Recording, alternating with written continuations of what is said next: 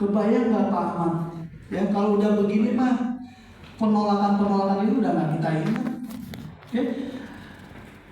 Ini jujur, ini kira-kira berapa kali penolakan kira-kira saya dapatkan ini dalam hidup saya? Bisa terima begini? Hah? Ya, dengan mitra-mitra saya ya, saya temenin, ya, prospek, ditolak, ya mungkin ribuan.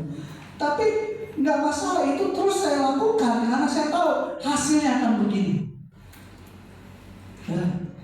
Makanya kita kalau sedang mengerjakan bisnis kita jangan fokusnya ke penolakan.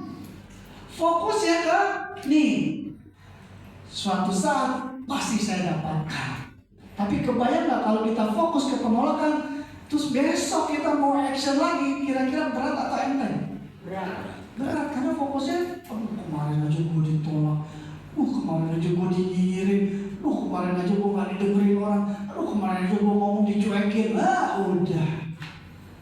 Akhirnya ini gak akan didapatkan, yang dapat paling cuma 512 rupiah doang. Dan makanya lakukan terus, anggap kita sudah menerima sesuatu yang besar. Saya ingat, saya pernah ke daerah Tangerang ujung sana lah, pokoknya nggak ada di Google Map. Pak, tolong kirim Google Map. Pak, ini nggak ada di Google Map. Coba saya lihat, benar ternyata nggak kebaca. Pak Victor ikut nggak? Iya. Kamu pun ikut nggak waktu itu ya? Yang pohon bambu. Ya, ikut ya? Ban kena tunggul. Ya, kena pohon bambu ya. Nah di situ jauh banget. Tapi saya katakan ke diri saya kalau nggak pergi ke sana, nanti saya nggak berhasil. Pasti saya nggak bisa punya rumah, pasti saya nggak bisa punya anak. Jadi motivasi saya ke situ. Semangat ke saya, semangat. Kalau saya nggak pergi ke sana, nanti sampai kapanpun rumah yang itu cuma berbentuk brosur terus. Jadi saya berangkat udah nggak lihat jarak, nggak lihat waktu, saya hajar. Sekali lagi saya ulang, itu sekarang dilakukan sama Pak Lukman. Jadi jangan kaget nanti ya, kalau Pak Lukman tiba-tiba, ya mungkin nggak berat kali pun langsung lompat kayak gini ya. Saya sumpahin silver. Lihat, oke, luar biasa, merinding saya. Oke, nah ini hasilnya, ya, cuma 11 bulan saya bisa beli kendaraan, 1 tahun 2 bulan, oke, atas nama istri. Oke, saya resignkan istri, jadi sekarang itu betul-betul saya nganggur sama istri. Saya fokus ke program bayi tabung, Bapak Ibu.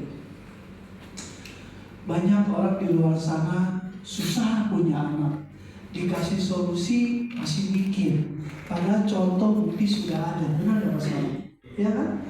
Banyak orang nggak punya anak, ya susah, ya untuk program mahal, ya terus nggak bisa. Ini ada solusi, tapi tetap masih mikir juga. Padahal Allah itu sudah ngasih jalannya. Makanya jangan pernah kita berpikir negatif dulu terhadap satu peluang. Saya diajak Pak Lukman karena pengen Pak Lukman supaya naik kapal pesiar. Bukan. Ya, Pak Lukman juga pengen mitranya naik kapal pesiar.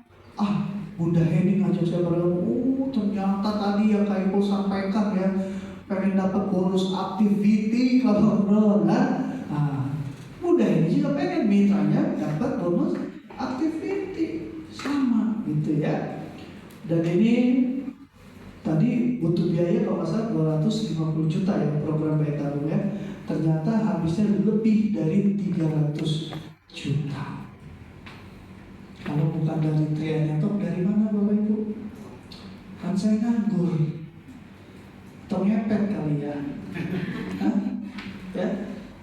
Tapi saya bersyukur untuk tinggal di perumahan. Jadi rumah saya nggak pernah diintip-intip sama tetangga ya. Aman.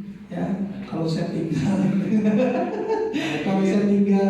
ya di kampung gitu pasti ini padahal tiap hari di rumah tapi kok duitnya ada terus gitu, disangka saya muja gitu ya.